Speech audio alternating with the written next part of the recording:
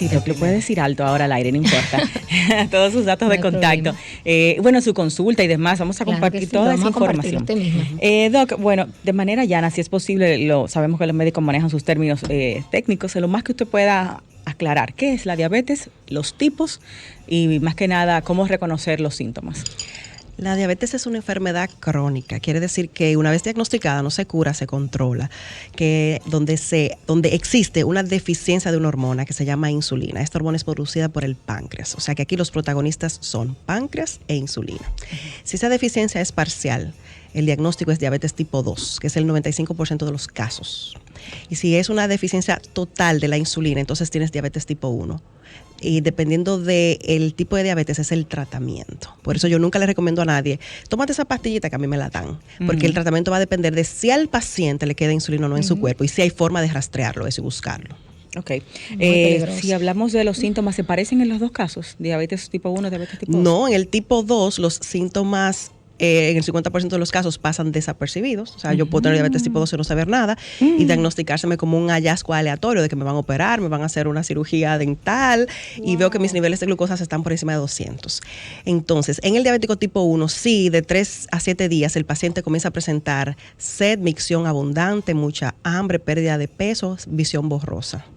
Y puede ser también, en vez de pérdida de peso, quizá un aumento excesivo, doctora. No, casi nunca. Pérdida. No, pérdida. De las dos, ¿cuál es la que tiene más consecuencias perjudiciales, más fuertes y más rápidas a la salud, en los órganos, todo ese deterioro que vemos en los pacientes diabéticos? La diabetes descompensada.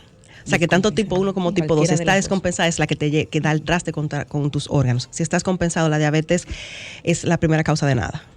Así estás controlado. Siempre lleva medicación, por ejemplo, con insulina, porque he visto también pacientes que creo que tipo 2 pueden controlarlo, por ejemplo, con dieta y pastillas. Los diabéticos tipo 1 al momento del diagnóstico se van a múltiple inyectar insulina porque nosotros de forma fisiológica necesitamos insulina para vivir, es la hormona de la vida. Todo lo que comemos para poder ser utilizado como energía es la insulina que abre los canales para que esa glucosa entre al cerebro y lo podamos utilizar. O sea que hasta yo durmiendo y sin comer necesito insulina. Claro. Porque así hace mi páncreas de forma natural. Entonces el tipo 1, que es que el de causa autoinmune, esa diabetes es un accidente inmunológico y no se previene. Cada vez que hablamos de prevención de diabetes nos estamos refiriendo a la diabetes tipo 2. Que viene por los hábitos. Que viene por la herencia y por los hábitos. Y sobre todo los hábitos, porque una gente sin antecedentes de diabetes por ser obeso y sedentario la adquiere por consumir la reserva. O sea, nosotros todos nacemos con una reserva de insulina. Ok. En el caso contrario, que no tengamos malos hábitos, pero sí tengamos la carga hereditaria, ¿eso no sentencia que vamos a tener diabetes? No nos sentencia. Nosotros podemos vencer la genética con un buen estilo de vida. Excelente. ¿Y cuáles son los que están más en peligro de padecer? ¿Qué tipo de descendientes o parientes son los que nos transmiten directamente esto? Mamá y papá. No los abuelos, como se cree. Los abuelos se lo pasan a sus hijos y ellos a nosotros. O sea, el que tú tengas una abuela no me impacta directamente a mí. Mi mamá sí. O sea, el que mi abuela sea diabética hace que mami tenga el riesgo, un 25% de los casos. Por cada papá es un 25%, por los dos papás es un 50%. Y si a eso tú le agregas el sobrepeso con el que tenemos los dominicanos, entonces casi todo el mundo la tiene.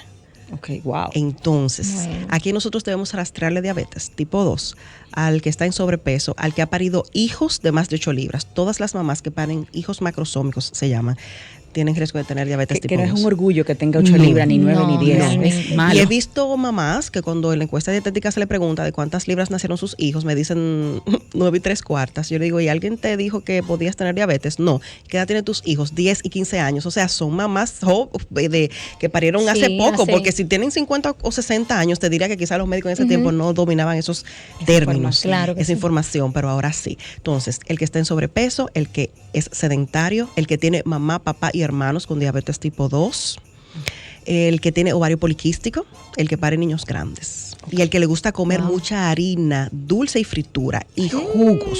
Como nosotros los dominicanos, casi todos. Los jugos, el concepto era que nutren. Fíjese que te dan jugo para que te nutra. Los jugos consumen tu reserva de insulina. O sea, que el que come con jugo consumen tu reserva de insulina. A ver, ¿cómo es eso, doctor? Eso es que cuando naces tienes una reserva, la vas consumiendo a través del tiempo. Cada vez que comes, consumes insulina. O sea, si yo me tomé un café con azúcar, mi páncreas va a liberar insulina, si eso me subió el azúcar, Y esa insulina que se usa no se reusa. Entonces, al momento del diagnóstico, cuando tengo un paciente frente a mí, puede ser niño o adulto, porque la diabetes tipo 1 y tipo 2 puede ser a cualquier edad. Claro. Antes, la tipo 1 es más frecuente en niños, pero no es exclusiva de los niños. ¿Los niños por los hábitos o por la herencia? No, por la causa autoinmune, de causa desconocida. Hay una predisposición genética de mamá-papá, pero lo que lo desencadena no se sabe. Puede ser virus, bacteria, está asociado a que no se lactan. Hábitos, doctora, no la herencia como tal. También estar en ahí. un niño para desarrollar tipo 2. O sea, los hábitos están asociados con diabetes tipo 2 independiente de la edad. O sea, un niño obeso, yo he tenido casos de niños obesos con diabetes 2 sin reserva de insulina. O sea, que se van a insulinizar desde que tú lo diagnostiques. Desde muy pequeño. Porque el ponerte insulina, si tu cuerpo la produce sí o no, ese término se quedó claro. O sea, si yo tengo un paciente enfrente, puede ser gordo, flaco, delgado, adulto, joven, yo busco esa reserva y dependiendo de eso es tu medicación. Puede ser oral o inyectada. Se busca esa reserva. O sea, sí, se busca, la sangre se busca. Claro. Wow, Dios mío. O sea que es una bomba de tiempo, por así decir. Mientras más insulina somos a lo largo de la vida, eso puede determinar qué tan pronto nos va a dar la diabetes. Entonces, eso nos pone a todos en riesgo. A todos en riesgo. Esa es la respuesta. Por eso es que los porcentajes son tan altos. Y aquí en República Dominicana realmente nos gustaría que nos hable también un poquito sobre esas estadísticas. Tenemos en el 2019 el INDEN junto a UNIBE hizo un estudio y fue caracterización de la diabetes en República Dominicana y arrojó que el 13.4% de la población tiene diabetes tipo 2 diagnosticada y 9.3 tiene prediabetes, que son los 2 primeros años de diabetes. Cuando a una persona le dicen tienes prediabetes, te están diciendo que si tú no haces algo de 1 a 2 años, tú vas a tener diabetes tipo 2. Que una vez tus niveles se controlan, no se cura, se controla. Señores. Doc, uno pensaría ese tema como que uno está muy ajeno, porque bueno, si no tengo la herencia o si no estoy comiendo mal, pero realmente comer mal no entra solamente en la parte de grasa, sino que el tema, eso mismo. En la reserva, de hecho, a mi hija yo le enseñé, no, tú no vas a comer eso porque eso te consume la reserva, y ella te habla en esos términos. O sea, hay cosas que yo logré por hábito que ella no consumiera. Pobre niña. No llegue grande. Eso es grande. Eso está muy bien, señores, muy bien. Doctora, entonces vamos a decir, nos prolonga la salud y nos prolonga la vida comer menos. Sí. Mira, hubo un estudio que arrojaron. Balaguer decía eso. Que arrojaron de por qué los orientales viven más. Paren menos, comen menos, hacen ejercicio y toman agua y duermen bien. Y es cierto. Porque es que cada vez es como prender un abanico que viene para usar, viene como una vida útil de 3 años. Pero si tú lo prendes 2 veces al día, si tú lo dejas prendido el día entero, no te va a durar los 2 años. Eso pasa con nosotros. Mientras más comes, más usas tus reservas de todo, reserva de insulina, reserva de enzimas pancreáticas, porque no se han fijado que, por ejemplo, te comes media taza de arroz habichuela, te cae bien, pero si te das una llenura, te cae mal. Claro. Es que las enzimas que se liberan para consumir ese alimento se agotan. Wow. Y ahí te quedaste a mitad del proceso. Exactamente. Y esa es la indigestión y demás. O sea, entonces no estamos hablando del tipo de alimento en sí, sino también de cantidades. De las cantidades. Y de combinaciones. Eso es un arte. Me encanta esta especialidad porque es un arte. Pero usted habla de los orientales, doctora. Los orientales consumen mucho carbohidratos, el arroz blanco, por ejemplo. Pero cuando decimos mucho, es diario. Pero no es en cantidad ni cocinado como lo hacemos nosotros, ni combinado como lo combinamos nosotros. Exactamente. Y ahí es que está el detalle. Doc, el tema, por ejemplo, de la diabetes adolescente, que se da muy temprano en una etapa, ¿no? Y casi siempre es una diabetes que termina el paciente con amputaciones y demás. ¿Esta también viene de un tema inmunitario, un tema hereditario, o de qué viene esta? Porque esta lo que he visto es que es mucho más agresiva, ¿no? Mucho más fuerte. Mira, la diabetes tipo 1, para los pacientes, ellos antes le llamaban la diabetes mala. Sin embargo, no es mala porque ella es la mejor, porque la insulina, como ellos deben insulinizarse al momento del diagnóstico, la insulina es un factor protector para evitar las complicaciones que trae la diabetes descontrolada. O sea, que el tener el diagnóstico de diabetes, si estás en niveles controlados, tú no mueres de nada, mueres de lo que Dios dijo que va a morir. Ya. Y eso es una buena noticia. O sea, que el diagnóstico de diabetes no es una sentencia ni una acta de función. Siempre y cuando ustedes realmente hagan lo que tienen que hacer, correcto, doctora, entonces, porque eso es lo que pasa aquí normalmente. La mayoría de las personas ya toman acción muy tarde. Se lo digo, por ejemplo, en caso particular de mi abuelita, cuando ella duró años con medicación, pastillas y demás, pero no se cuidaba a nivel alimenticio. Entonces fue ya muy difícil revertir todo el efecto. Al no cuidarse, los niveles fueron difíciles de controlar y lo que existe es exceso de azúcar en la sangre se pone espesa, como coger ese vaso de agua y llenarlo de una libra de azúcar, se empegota y no fluye. Y al no fluir, ni fluyen los medicamentos a donde deben ir, ni la nutrición, ni oxigena el cerebro. Y por eso es que le dan los infartos y vienen las complicaciones. Por la pregunta en el caso de los adolescentes, es la tipo 1 que se ve más frecuente en niños y adolescentes. Y es la que tiene que insulinizarse desde el momento del diagnóstico. Sin embargo, estos pacientes cada 5 años, si no tienen complicaciones de ojo, riñón y pies, sus riesgos disminuyen a través del tiempo. O sea que para mí es la mejor diabetes. Y existen herramientas, porque tú me dices, ok, doctora, se tiene que insulinizar sintonizar varias veces al día. ¿Y qué es varias veces al día? Cada vez que coma. Imagínate un adolescente cuántas veces come. 5, 6.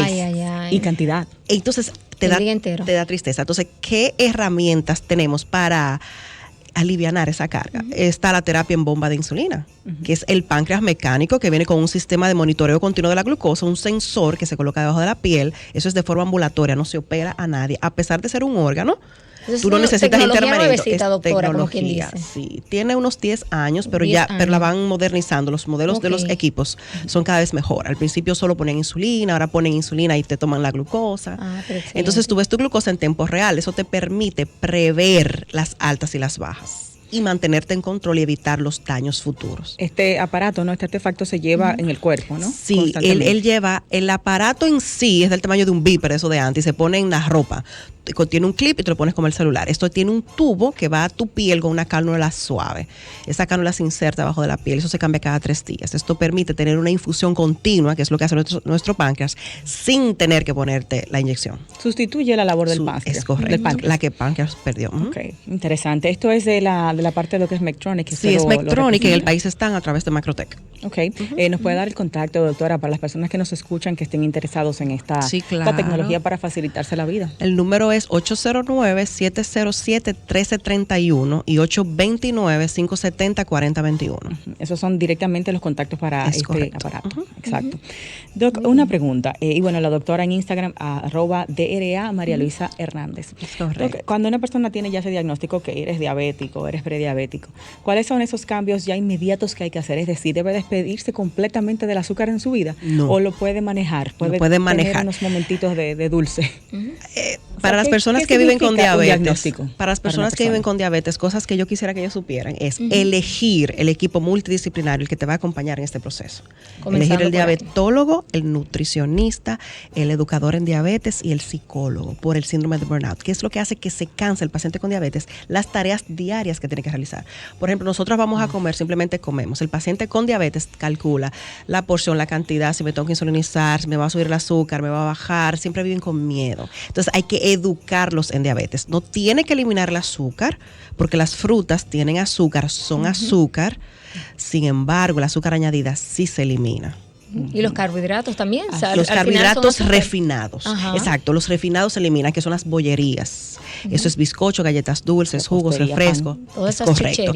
Pero los carbohidratos complejos, que son de liberación lenta, que suben tu azúcar muy lentamente y no hacen pico y gastan menos tu reserva, se dejan, por tanto. Víveres vegetales, granos, cereales, tubérculos.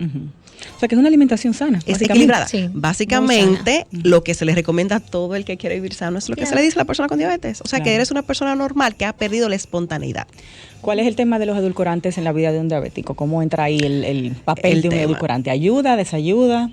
Ayuda para el control del peso y de las calorías, del presupuesto que tienen para 24 horas. Sin embargo, las personas que abusan del uso de los edulcorantes tienen riesgo de alterar su flora intestinal y predisponerse a diabetes tipo 2. O sea que si nosotras queremos controlar el peso, igual debemos usarlo con moderación, menos de 2 sobres al día para que tengan un número. Eso es casi nada, doctor. Casi nada, bueno. Pues entonces todos sin azúcar añadida. Ay, Dios mío. Se ahorran en salud. Hay que educar el paladar. Claro. Sí, y de verdad se educa. Porque es difícil, pero se logra. Pero se logra con el tiempo. Claro. Por ejemplo, cuando yo comencé a tomarme el café sin azúcar, al principio yo no se lo tomaba. morir, ¿verdad? Sí, yo me tomo un trago y lo dejaba, Claro. Ya yo me lo tomo. Ese es mi caso también. Me sabe a café. Sabe normal. No sé si rico a café. Yo decía lo mismo, señores, pero si yo voy a tener que dejar de ponerle azúcar a mi café, yo no voy a poder, pero para nada. No, es que tú te acostumbras. Hay días, por ejemplo, que a mí me pasa que si digo, necesito un chin de azúcar en mi vida y lo endulzo un poquito, el café hasta lo dejo a veces porque ya me sabe raro, me sabe diferente. Es como todo en la vida, educarnos, hacer el hábito. Doctora, ¿por qué son tan frecuentes las amputaciones, los problemas de la vista? ¿Esto es algo, digamos, sentencia de diabetes o son malos manejos de la enfermedad? Y caer en diálisis, que eso es ya grave. Sí, son malos manejos de la enfermedad. La diabetes tipo 2, como la mitad de las personas la tienen y no lo sabe, al momento del diagnóstico a veces vienen con las complicaciones. O sea, llegan por una ampolla en el pie que es espontánea en muchos casos. Se llama bula diabética. Ampolla de agua. Ajá, es espontáneo. O sea, normal que te salió, exacto. Y vas al médico, te hacen una glucosa y tienes diabetes. Y te preguntan, ¿tienes diabetes? Y tú no lo sabes. Y no lo crees. Por eso es que hay tanta resistencia al diagnóstico.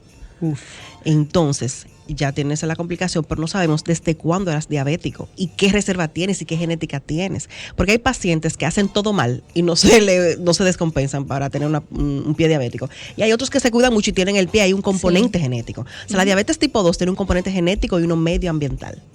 Wow. O sea, que hay un poquito de suerte, vamos a decir también, y de que cada organismo es distinto. Sí. Wow. Doctora, usted mencionaba lo del tema de los porcentajes y demás. Ahora con esto de la pandemia del COVID, ¿qué tanto vemos que los pacientes se han visto más afectados que un paciente con otro tipo de enfermedades? Un paciente diabético que usted ha manejado con COVID, ¿tiene mucho más riesgos, tiene muchas más complicaciones que un paciente, por ejemplo, con colesterol alto? Sí. Mira qué pasa, que las tareas diarias para tener una diabetes compensada abruma al paciente. Y la mayoría, si tú le indicas hacerse de 7 a 10 glucosas al día, no se la hace. Sí. Entonces, una diabetes descompensada, que es 10 glucosas al día. Sí. Ay, Dios mío. o cada vez que come, doctora, como hablamos. Claro, ahorita. Antes, porque porque una llamadita. Porque es al despertar antes y 2 horas después de cada comida y antes de dormir. Perdón, tenemos una llamadita, Fran, al aire. Buenas tardes, Radio Fit. Buenas tardes, Radio Fit, gracias. Hola, amor, cuente todo. Felicitar a la doctora, muy profesional. Una eminencia. Gracias. Quiero hacerle una pregunta, usted como doctora. Yo siempre he querido saber si, como de qué año en adelante fue que se detectó lo de la diabetes, porque en los años 1900 no existía la diabetes. Entonces, ¿por qué y cómo fue que se detectó la diabetes? Estamos personas padeciendo esta terrible enfermedad. Desde el 1921, antes se morían, comenzó a verse que las personas orinaban dulce porque veían que las hormigas seguían sus micciones. Entonces comenzaron los médicos científicos de ese tiempo a probarla y demás, y sí, le sabe dulce. Hay pacientes míos que me lo dicen, yo le digo, ¿de verdad tú la pruebas si es dulce? Sí. ¿Pero por qué es dulce? Porque tiene glucosa. Tiene glucosa. Que se mete enfriando Tiene glucosa, ¿por qué? Porque tu cuerpo, con la intención de compensar esa azúcar alta, comienza a orinar el azúcar. Entonces te deshidrata y comienza la sed excesiva. Por eso los síntomas son mucha hambre, mucha sed y pérdida de peso, porque con ese azúcar que se va tú pierdes calorías. Y por eso es que el paciente pierde peso, aparte de que si yo no tengo insulina para utilizar ese azúcar como fuente de energía, que es la principal, mi cuerpo utiliza la grasa y por eso me adelgazo. Y se mantiene esa tendencia. Si está descontrolado, si no, no. Y más que adelgazar, perder masa muscular. Sí, es la masa muscular. Es eso que pasa en las personas con diabetes. Ok, vamos a hacer una pausa. También vamos a disfrutar brevemente de nuestro segmento de Cine y Fitness con Hugo Pagán para relajar la mente en el fin de semana y, por supuesto, desconectarnos un poquito tranquilos en casa con las recomendaciones de cine y series de nuestro querido Hugo. Retornamos con más en Radio Fit. Estamos compartiendo con una gran experta en esta enfermedad diabetes. Vamos a aprender y a documentarnos. Tenemos llamaditas ahí. Vamos a tomar la pregunta y la vamos a contestar al regresar. Buenas tardes, Radio Fit. Buenas. Sí, buenas tardes. Yo quiero hacerle una pregunta a la doctora. Sí. Yo tengo 73 años. Tenía sobrepeso y he perdido 24 libras. Mido 5 pies, 2 pulgadas. Todavía me falta. Yo salí con la glicemia en 126 y logré bajarla a 93. Entonces me indicaron un medicamento que se inyecta en la barriga como si fuera una insulina, pero yo tengo miedo de ponérmela. ¿Y cuál es ese medicamento? ¿Sabe el nombre? Ozempic, Trulicity. Esos son análogos de GLP-1. Mira lo que ella está diciendo, que ella tiene miedo de ponerse y lo más probable es que no se la ha puesto. Así hacen los pacientes, no se ponen la medicación y tienen consecuencias. Bueno, vamos a desarrollar al regreso, porque tenemos que hacer esta pausa y luego seguimos con la doctora María Luisa Hernández, médico nutricionista y diabetóloga, sobre todo que está hablando un poquito sobre esta enfermedad que tantas personas la padecen y ni siquiera lo saben. Sí, nuestro oyente que se quede ahí pendiente, que venimos con la respuesta a esa pregunta en unos minutitos. Quédate escuchando. Jumbo presenta Cine Fitness con Hugo Pagán.